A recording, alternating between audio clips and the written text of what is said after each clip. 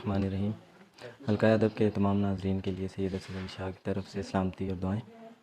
جیسا کہ پچھلی ویڈیو میں نے بتایا تھا کہ جو حلقہ ادب ہے ہم نے اس کو کیوں بنایا اور اس کے بنانے کا جو مقصد ہے وہ کیا، وہ آپ کے ساتھ ہم نے ساری ڈیٹیل گفتگو کی تھی۔ تو آج کی اس ویڈیو میں ہم دیکھیں گے کہ جو ادب ہے کہ ادب کیا ہے اور ادب کیوں پڑھنا چاہیے اور ادب کیسے پڑھنا چاہیے اور ادب کے ہماری زندگی پر کیا اثرات ہوتے ہیں۔ تو اس ساری جتنے بھی سوال ایک بحیثیت ادب کے اسٹوڈنٹ کے جتنے بھی لوگوں کے ذہنوں میں آتے ہیں تو ان کا اپنے علم کی روشنی میں اس سوالوں کے جواب دینے کی کوشش کروں گا۔ تو سب سے پہلا جو سوال ایک بندے کے ذہن میں آتا ہے وہ یہی آتا ہے کہ ادب کیا ہے۔ تو ادب انسانی جذبات و احساسات کا جو تحریری اظہار ہے، ہم کہتے ہیں کہ یہ ادب ہے۔ اور لیکن ہم یہاں پہ دیکھتے ہیں کہ جذبات و احساسات تو کچھ بھی ہو سکتے ہیں، چاہے وہ کسی بھی فارم میں ہوں، چاہے وہ تحریری شکل میں ہوں یا کسی عادتاً شکل میں ہوں۔ یعنی کہنے کا مقصد یہ ہے کہ جو باتیں کی جاتی ہیں کیا وہ ادب نہیں ہے؟ تو یہ چند ایک سوال ہیں جو مبہم سے ہوتے ہیں اور اس کے لیے جو ہے فرد واحد کا تحریری اظہار، جو اپنے جذبات اور احساسات۔ اچھا، اب یہاں پہ ایک چیز جو ہمیں دیکھنی چاہیے وہ یہ ہوتی ہے کہ ابھی فرد واحد ہی کیوں کہا گیا ہے؟ کیوں ایک مجموعی طور پر ایک کسی گروہ کا جو تحریری اظہار ہے وہ ہم اس کو بھی ادب کہتے ہیں، لیکن فرد واحد ہی اسپیسیفک ٹرم میں کیوں کہا گیا ہے؟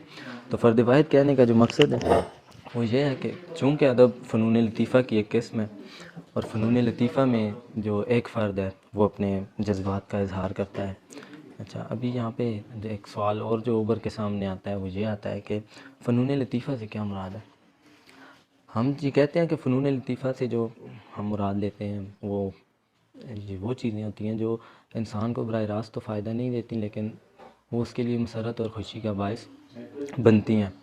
اس میں جو چیزیں ہیں مختلف انسان اپنی خوشی کے لیے کرتا ہے اور اس کو بھی مسرت ہوتی ہے، اور جو اس کے دیکھنے والے ہیں یا پڑھنے والے ہیں یا سننے والے ہیں تو ان پر بھی مسرت اور خوشی ان کو محسوس ہوتی ہے۔ تو فنون لطیفہ میں جو بنیادی ہیں وہ 4 چیزیں ہیں، بعض ناقدین نے 5 لکھی ہیں۔ ان میں جیسے مصوری ہے، سنگ تراشی ہے، بعض لوگ مصوری اور سنگ تراشی دونوں کو ایک ہی ٹرم میں لیتے ہیں، اور موسیقی ہے، رقص ہے اور شاعری ہے۔ اچھا، اب ایک اور سوال جو اسی ضمن میں آتا ہے کہ ادب کا شمار جو ہے وہ کن فنون میں ہوتا ہے؟ تو ادب جو ہے وہ فنون لطیفہ کی شاخ ہے، چونکہ فنون لطیفہ کا تعلق انسانی جذبات اور احساسات سے ہوتا ہے، اور ادب کی بھی جب ہم تعریف کرتے ہیں تو ہم دیکھتے ہیں کہ جو ادب ہے وہ بھی انسانی جذبات اور احساسات کا اظہار ہوتا ہے۔ تو ادب اور فنون لطیفہ جو ہیں وہ آپس میں دونوں جڑے ہوئے ہیں، ملے ہوئے ہیں اور دونوں لازم و ملزوم ہیں۔ اچھا، اب ایک سوال جو میرے پاس آیا ہے کہ کیا ادب ایک علم ہے؟ تو جی، ادب ایک علم ہے۔ ادب مسرت اور تفریح کا انسان کے لیے باعث بنتا ہے۔ اب یہ کہہ کر کہ ادب فرد واحد کی تحریری اظہار ہے، ہم اس کو محدود نہیں کر سکتے۔ ادب ایک وہ وسیع تر علم ہے، اس کے اپنے سانچے ہیں، اس کے اپنی اصناف ہیں، اور ادب کے جو 2 بڑے حصے ہم دیکھتے ہیں کہ وہ ناقدین نے کیے ہوئے ہیں، ایک حصہ جو اس کی شعری اصناف ہے اور دوسرا حصہ اس کی نثری اصناف میں ہے۔ بہرحال وہ ایک علیحدہ ٹاپک ہے، اس پر ہم ایک الگ سے ویڈیو بنائیں گے۔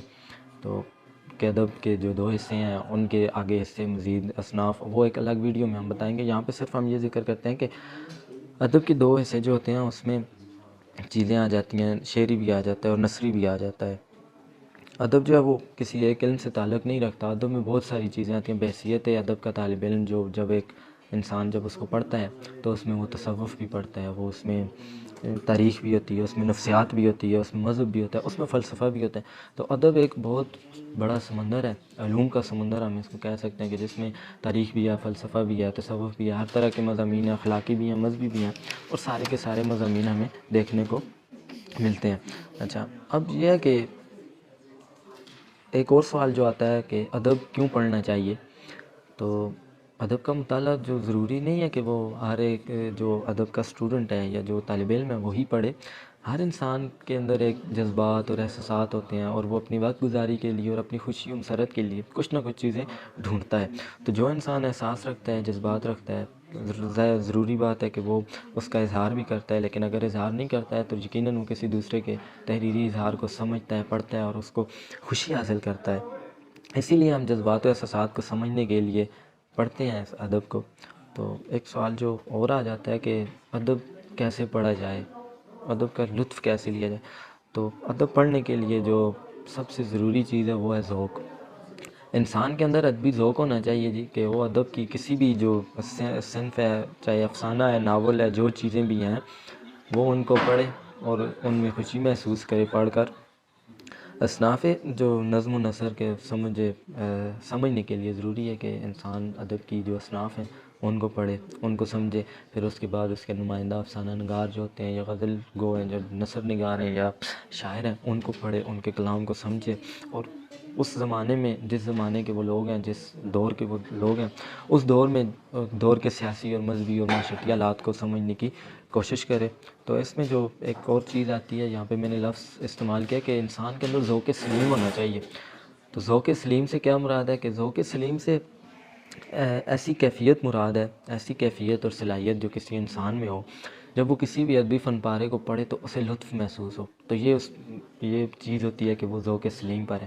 لیکن اگر ایک بندے کو پڑھ کر وہ بور ہو رہا ہے، اسے ذوق نہیں آ رہا، لطف نہیں آ رہا، تو یہ چیز ہے کہ اس کے اندر ذوق سلیم نہیں ہے۔ اور ادب کو پڑھنے کے لیے سب سے جو ضروری اور اہم چیز ہے وہ ذوق سلیم ہے۔ آخر میں جو اگر کسی قسم کا کوئی سوال ہو تو وہ آپ کمنٹ سیکشن میں بتا سکتے ہیں، اور اگلی جو ویڈیو ہے وہ ہم کس ٹاپک پہ بتائیں وہ بھی آپ بتا سکتے ہیں۔ اگر آپ چینل پہ نئے ہیں تو اس کو لائک، کمنٹ اور سبسکرائب ضرور کریں تاکہ ہماری ویڈیوز زیادہ سے زیادہ آپ تک پہنچتی رہیں، اور اپنے دوستوں کے ساتھ بھی شیئر کریں، اور اگر ہم سے کوئی غلطی، کمی، کوتاہی ہو جائے تو ہماری رہنمائی کریں۔ والسلام۔